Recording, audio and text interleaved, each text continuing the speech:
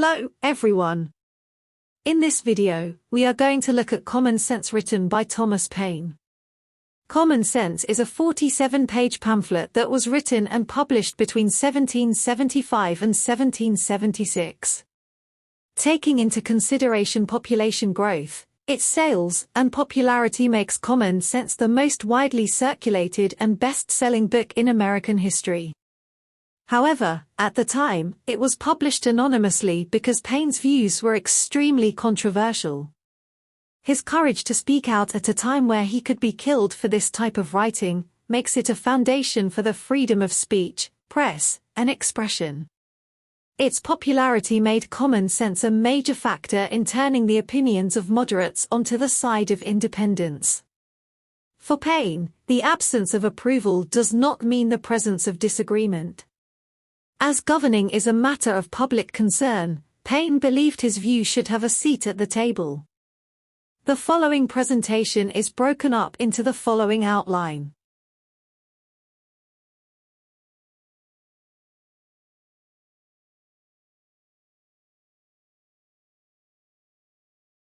First, it is important to understand the context in which Common Sense was written. Tensions were at their highest between the colonists and the British monarch. In 1770, British troops in Boston opened fire on a hostile crowd and killed the first person in the movement for revolution, a black colonist, Crispus Attucks. This enraged the colonists who saw this as blatant murder by the British Crown. In 1773, in protest to attacks on tea, colonists known as the Sons of Liberty dumped hundreds of pounds of tea into the Boston harbor. The British Crown saw this as an egregious act of theft, vandalism, and terrorism by the colonists. Both sides were on a collision course for conflict and confrontation. This is the backdrop to Thomas Paine's Common Sense. The colonists viewed Britain no longer as the mother country, but an aggressor and subjugator.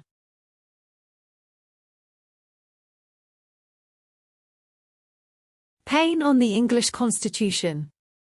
For Paine, the English Constitution was good for its time, but he argues it is too complex to diagnose the issues in society. The House of Commons is supposed to serve as a check on the monarch, so in situations where the Crown engaged in misconduct, there is a question about whether the House of Commons failed to check the monarch's power or whether it was the monarch's fault. Moreover, Paine viewed the House of Peers as the king's cronies. Two branches of their government, the king and House of Peers, were staunchly on the side of the monarch. The House of Commons, although it was supposed to check the monarch's power, was presumed to be less powerful and influential than either two branches. Paine focuses on this contradiction. How can the House of Commons be presumed to be a legitimate check on the monarch when it is less powerful and presumed to be less wise than the other two branches? For Paine, the solution to this problem was to allow the colonists to create their own constitution. Paine discusses the source of the monarch's power. Specifically, he questioned where the king obtained his power. Paine discusses William the Conqueror and how he, as a Frenchman, became King of England after the Battle of Hastings in 1066. Paine asserts that the current monarch derived its authority to rule starting with the conquest of William the Conqueror rather than a social contract made by the citizens prior to the conquest in 1066.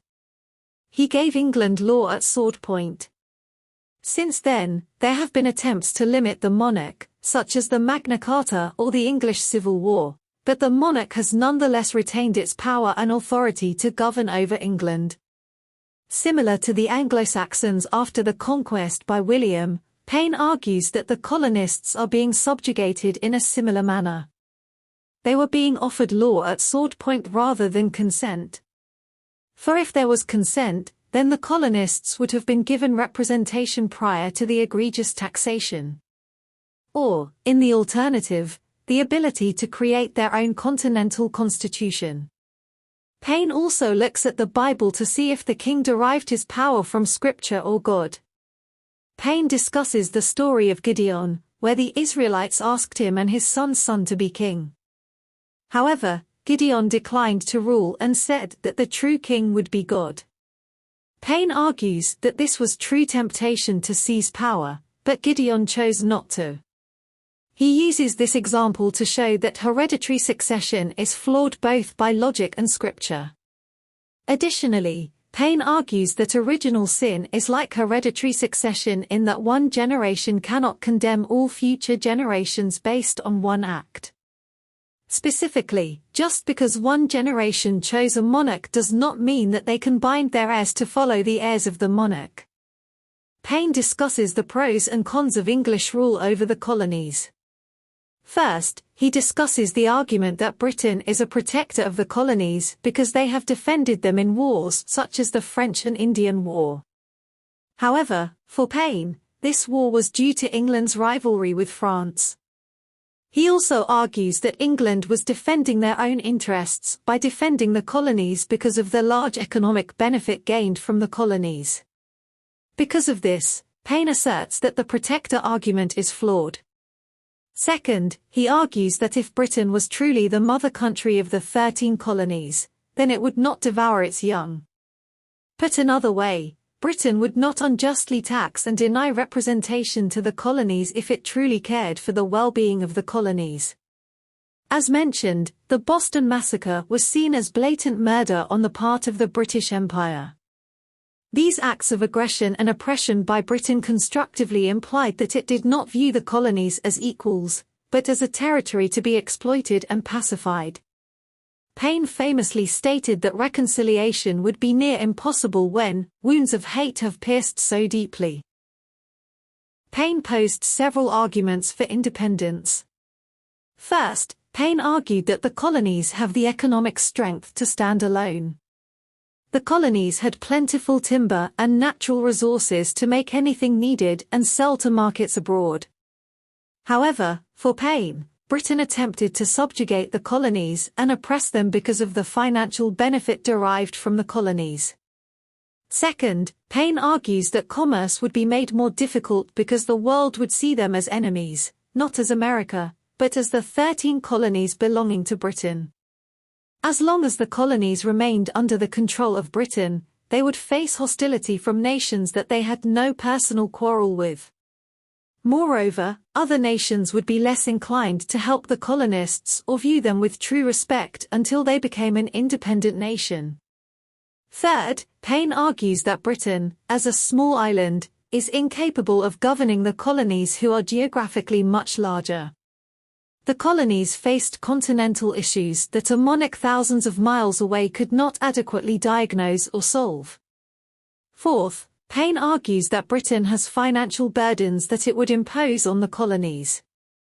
For example, he states that Britain was 140 million sterling in debt and paying $4 million in interest per year. This financial burden would continue to be manifested through unfair taxation without representation. The colonists had no debts, so Paine argued that they should be unwilling to foot the bill for Britain. Proposal of resolution. Paine proposed that in order to achieve independence, the colonies should form a continental congress and create a constitution or grand charter, like the Magna Carta. This gathering would be comprised of 26 elected representatives, 2 from each colony, to serve as Congress. Another 26 members would be the House of Assembly with an additional 5 members chosen by the people at large. This 57-person group would be a representative delegation that would create the constitution and govern the colonies after independence until better methods of representation were developed, if needed. For Paine, citizens had a natural right to form and enter into their own social contract. A right that represented a point of pride and autonomy. Why does any of this matter? As we progress through history, many forget the circumstances and freedoms that surrounded the inception of the United States. Many people gave their lives, and like Paine, risked their lives, so that we might enjoy a free government and society. Although imperfect and with many flaws, the founding of the United States represented a radical experiment in government that countless nations would attempt to emulate in the following centuries. One must not forget that the United States in the 18th century denied many rights. Native Americans were excluded from the Constitution and slavery was rampant. However, in the context of political science, the inception of the United States remains a revolutionary moment where a band of rebels engaged in a new experimental government that altered the course of history. For better or worse, it is important to remember the context and events leading to independence.